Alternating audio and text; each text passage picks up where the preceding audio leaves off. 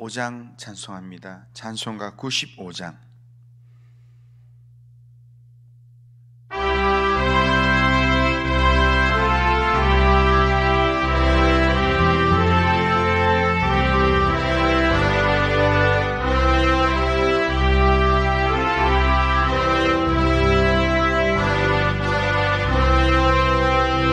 나의 깊은 나의 소망 되시며 나의 생명이 되신 주 밤낮 불러서 찬송을 드려도 늘 하신 마음 분일세 나의 사모하는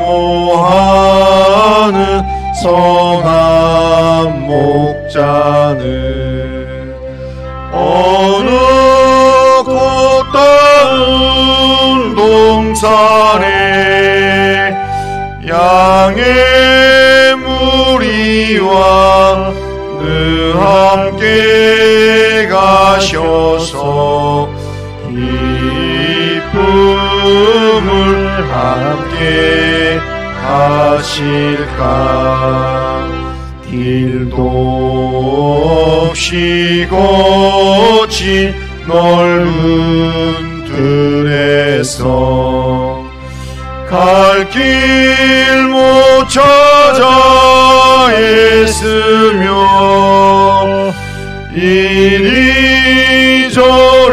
이리저리로 헤매는 내 모양 저 원수 조롱하도다 주의 자비롭고 화평한 얼굴 모든 천사도 반기며 주의 놀라운 진리의 말씀에 전지가 하답하도다 나의 진정 사모하는 예수님 음성조차도 반갑고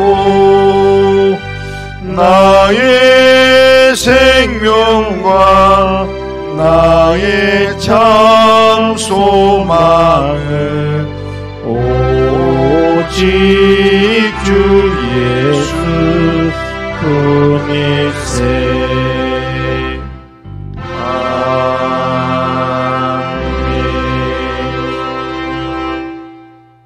자, 신앙 고백합니다.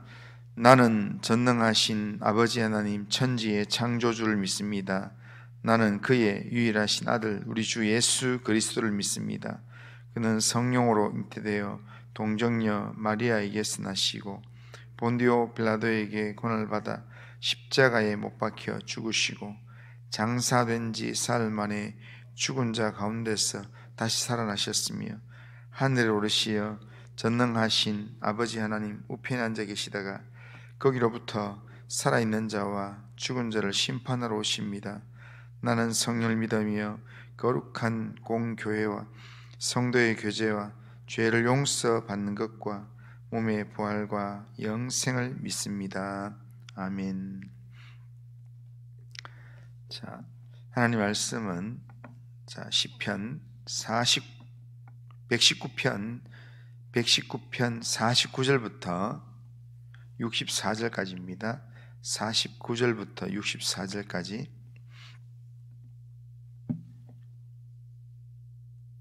자, 49절부터 64절까지 한 절씩 교독합니다. 주의 종에게 하신 말씀을 기억하소서. 주께서 내게 소망을 가지게 하셨나이다. 이 말씀은 나의 고난 중의 위로라. 주의 말씀이 나를 살리셨기 때문이니이다. 교만한 자들이 나를 심히 조롱하였어도 나는 주의 법을 떠나지 아니하였나이다. 여호와여, 주의 옛 규례들을 내가 기억하고 스스로 위로하였나이다. 주의 율법을 버린 악인들로 말미암아 내가 맹렬한 진노에 붙잡혔나이다. 내가 나그네 된 집에서 주의 율례들이 나의 노래가 되었나이다. 여호와여, 내가 밤에 주의 이름을 기억하고 주의 법을 지켰나이다. 내 소유는 이것이니 곧 주의 법도들을 지킨 것이니이다. 여호와는 나의 분깃이시니 나는 주의 말씀을 지키리라 하였나이다. 내가 전심으로 주께 간구하였사오니 주의 말씀대로 내게 은혜를 베푸소서. 내가 내 행위를 생각하고 주의 증거들을 향하여 내 발길을 돌이켰사오니 주의 계명들을 지키기에 신속히 하고 지체하지 아니하였나이다. 악인들의 줄이 내게 두루 얽혔을지라도 나는 주의 법을 잊지 아니하였나이다. 내가 주의 의로운 규례들로 말미암아 밤중에 일어나 주께 감사하리이다. 나는 주를 경외하는 모든 자들과 주의 법도들을 지키는 자들의 친구라. 여호와여, 주의 인자하심이 땅에 충만하였사오니 주의 율례들로 나를 가르치소서. 아멘. 자, 시편 119편은 말씀에 대한 찬양시인데 오늘 우리가 읽은 내용은 시편 기자가 기억하다라는 동사를 반복하면서 그 기억하다는 동사를 통해서 하나님께서 약속하신 말씀을 기억해 달라라고 하는 그런 간구의 기도와 함께 또한 하나님의 말씀을 기억함으로 자신이 얻는 위로를 노래하고 있는 내용입니다. 먼저 시편 기자는 하나님께서 자신에게 주신 말씀을 기억해 달라라고 간구하고 있습니다. 49절에 보면 주의 종에게 하신 말씀을 기억하소서. 주께서 내게 소망을 가지게 하셨나이다. 그렇게 말씀합니다. 주의 말씀이 고난 가운데서 위로가 되고 소망이 되기 때문에 이전에 하셨던 말씀을 기억해 달라라고 그렇게 간구하는 내용입니다. 사람을 지으신 하나님께서 고난 중에 있는 우리를 위로하시며 회복시키시는 분입니다. 그래서 그 하나님을 향하여서 종에게 하신 말씀을 기억하옵소서라고 기도하는 것입니다. 시편에는 시편 150편까지 많은 이 시편 가운데는 다윗의 시가 되게 많습니다. 그런데 다윗의 시들은 대부분 다가 자신의 신앙적 체험을 통해서 자신이 체험하게 된 삶의 희노애락을 기록한 것이 시편의 내용이라는 겁니다. 그러니까 자기가 하나님 때문에 기뻤고 감사했던 내용들, 그리고 고난 가운데 하나님을 의지해서 부르짖었던 내용들, 그런 내용들이 시편 안에 많이 들어있습니다. 다윗이 어린 시절에 전쟁에 나갔다가 블레셋을 죽이고 전쟁에서 승리하고 돌아올 때에 백성들이 사울 왕보다 다윗을 더 높이는 그런 분위기로 노래를 하자 그때부터 사울 왕이 다윗을 죽이려고 했습니다. 하지만 왕이 자기를 죽이려고 군대를 이끌고 자기를 쫓아다니는 그런 상황에서도 다윗은 자신에게 말씀하셨던 약속 때문에 하나님께서 자기한테 기름 부으면서 자기한테 주셨던 약속 때문에 소망이 있었습니다. 그래서 도망을 다니면서도 아둘람 굴에 들어가 있으면서 또한 광야에 머물고 있으면서도 다윗은 낙심하지 않고 하나님의 말씀을 기억함으로 위로를 얻고 힘을 얻었습니다. 또 아들 압살롬이 반역을 해서 아버지인 자기를 죽이려고 그렇게 일어났을 때도 다윗은 이 생명 위협을 느껴서 밤중에 맨발로 그렇게 도망을 하는 그런 상황 가운데서도 다윗에게는 소망이 있었습니다.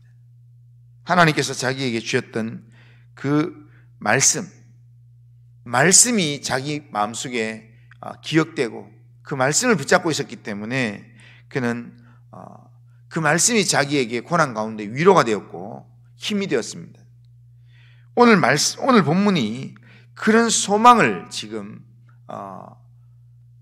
품고 있는 사람이 지금 노래하는 내용이라 할 수 있습니다. 다윗에게 어떤 소망이 있었기에 최악의 상황에서도 낙심하지 아니하고 결국에는 다시 일어나 회복의 은혜를 누리는 승리의 삶을 살 수 있었을까?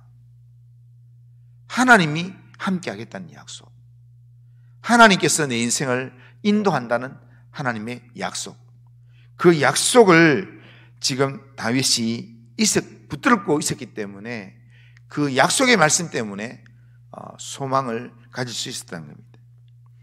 말씀을 붙잡고 하나님께서 하셨던 약속의 말씀을 붙잡고 그 말씀을 의지해서 기도하는 다윗에게 말씀이 소망이 되었고 말씀이 위로가 되었다라는 겁니다.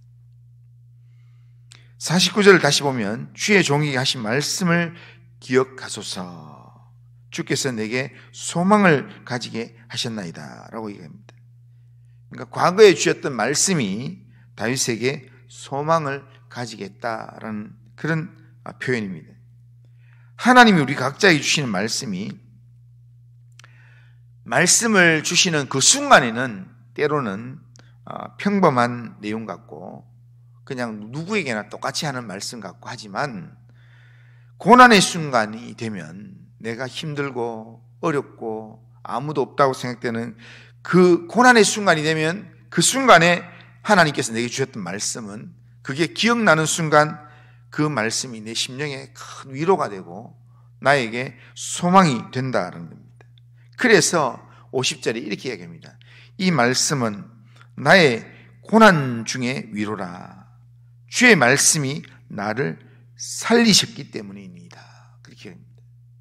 그러니까 하나님께서 내게 주셨던 말씀, 그 말씀이 고난 중에 내게 위로가 되면서 내가 포기하지 않도록 나로 하여금 소망 가운데 다시 한번 버티고 일어나게끔 하는 그런 소망의 말씀이 되었다는 겁니다. 시편 119편 71절 내일 구절에 보면 이런 구절이 있습니다. 고난당하는 것이 내게 유익이라. 이로 말미암아 내가 주의 율례들을 배우게 되었나이다. 그렇게 얘기합니다. 그러니까 고난당하기 전에는 내가 어떤 모습인지 또 내가 어느 자리에 서 있는지 내 마음의 상태가 어딘지를 잘 모른다는 겁니다. 그런데 고난의 상황에서 이 위기를 느끼면 내가 하나님을 바로 서 있는가, 하나님께서 내게 이런 말씀을 주셨는데 그 말씀이 실제로 내 삶에 적용되기 위해서 내가 하나님의 편에 서 있는가, 이걸 점검하게 된다는 겁니다. 그렇기 때문에 고난당하는 게 내게 유익이다. 고난을 통해서 내가 주의 말씀을 배우게 된다라고 고백하는 겁니다. 고난 중에 우리의 진정한 위로와 소망은 하나님의 말씀입니다. 하나님의 말씀이 고난 중에 위로가 되고 소망이 된다는 것, 이걸 한 번만 맛본 사람은요, 딱 이 말씀의 맛을 한번 본 사람은 그러면 우리의 어렵고 힘든 순간에 하나님의 말씀을 기억하기 위해서 하나님께로 가까이 나가게 된다는 겁니다. 그리고 하나님 앞에 기도하면서 하나님이여 내게 하셨던 말씀을 기억해 주옵소서, 이런 기도를 하게 된다는 겁니다. 그러면서 하나님의 말씀의 능력을 맛본 사람은 말씀을 떠나지 않습니다. 교만한 자가 나를 조롱하고 말씀에 매여 산다고 비난하더라도 절대로 말씀을 떠나지 않습니다. 오히려 그 고난의 순간에, 조롱을 받는 순간에 말씀을 기억하고 그 말씀을 붙잡고 말씀의 위로를 받는다라는 겁니다. 이것이 말씀의 힘입니다. 그런데요, 오늘 이 본문을 자세히 보면서 이게 지금 하나님의 말씀을 우리가 사모해야 될 이유인데, 그런데 오늘 우리가 이 119편을 읽으면서요, 우리가 119편의 말씀이나 율례나 규례나 법도나 이 모든 내용에 말씀이 육신이 되어 우리 가운데 오신 분이 예수님이기 때문에 거기에 예수님이라는 단어를 넣으면요, 다 문장이 해결됩니다. 다 문장이 이어집니다. 그러니까 주의 말씀을, 고난받을 때 주의 말씀을 기억하옵소서라는 것을 그러니까 예수님을 기억하게 해 주십시오 라는 내용으로 우리가 생각해 보고, 우리가 예수님을 기억하고 예수님을 붙잡고 예수님의 위로를 받으려고 그렇게 해보면 실제로 우리가 예수님을 사모해서 우리가 믿음의 몸부림을 치면 그 예수님 때문에 우리가 고난 중에 위로를 받고 소망을 우리가 붙들게 된다는 겁니다. 우리가 힘들 때에 예수님이 우리의 위로가 되어서 우리를 쉴 만한 물가로 새로운 힘을 가지고 더 소망 있는 그런 삶을 살 수 있도록 그렇게 우리에게 힘을 주시고 능력을 주신다는 겁니다. 이런 능력을 우리가 무장하고 이런 능력으로 우리가 주어진 삶을 살기 위해서는 우리에게 주님께 붙잡힌 사람이 되어야 합니다. 다시 말하면 오늘 본문의 제목처럼 주의 말씀에 붙잡힌 사람이 된다. 하나님의 말씀에 붙잡힌 사람이 되고 예수님께 붙잡힌 사람이 될 때 우리는 어떤 고난이 우리에게 다가온다 할지라도 그 고난 때문에 넘어지지 않습니다. 낙심하지 않습니다. 오히려 더 고난 중에 더 하나님께 가까이 나가게 되고 더 하나님을 예배하는, 하나님을 의지하는 믿음의 삶을 살게 된다는 겁니다. 오늘 예배를 드리면서 예배를 드렸다는 것, 내가 예배 자리에 왔다는 것, 그걸로 만족하는 게 아니라 이 예배를 통해서 하나님께서 우리 각자에게 하시는 음성을 듣고 그 말씀을 내 마음에 새기고 말씀을 내 마음 안에 담으면서 그 말씀이 결정적인 순간에 다시 기억되어서 나를 말씀으로 위로하고 소망 가운데 힘을 얻게 하시도록 하나님의 말씀에 붙잡힌 바 된 삶, 말씀 육신이 되어 우리 가운데 오신 예수님께 붙잡힌 바 된 삶, 그런 삶을 살기 위해서 오늘도 예배 가운데 사모하고 예배 가운데 또한 주님을 의지하는 그런 믿음의 몸부림을 치는 우리 성도님들 다 되시기를 주님의 이름으로 축원합니다. 거룩하신 하나님 아버지, 오늘 주일 예배를 드리면서 하나님 말씀을 기억해 달라고, 또한 말씀이 위로가 되고 소망이 된다고 그렇게 고백했던 시편 기자의 이 고백을 나의 고백으로 붙들면서 주의 말씀에 붙잡힌 바 된 삶을 살기를 원합니다. 하나님, 하나님의 말씀에 붙잡힌 바 되어서 말씀이 인도하는 삶, 말씀이 위로하는 삶, 말씀이 소망 가운데 이끄는 삶, 그런 믿음의 삶을 살 수 있도록 하나님 은혜를 베풀어 주시옵길 원합니다. 하나님, 정말 말씀이 육신이 되어 우리 가운데 오신 예수님께 붙잡힌 바 된 삶을 살 수 있도록 하나님 우리의 삶을 주님께 의탁합니다. 주님께서 이끌어 주시고 인도하여 주옵소서. 주님, 오늘도 우리의 삶을 주님께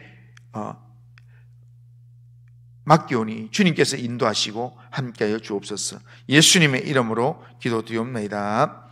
아멘. 하늘에 계신 우리 아버지여, 이름이 거룩히 여김을 받으시오며 나라가 임하시오며 뜻이 하늘에서 이루어진 것 같이 땅에서도 이루어지이다. 오늘 우리에게 일용할 양식을 주시옵고 우리가 우리에게 죄 지은 자를 사해 준 것 같이 우리 죄를 사해 주시옵고 우리를 시험에 들게 하지 마시옵고 다만 악에서 구하시옵소서. 내 나라와 권세와 영광이 아버지께 영원히 싸움나이다. 아멘.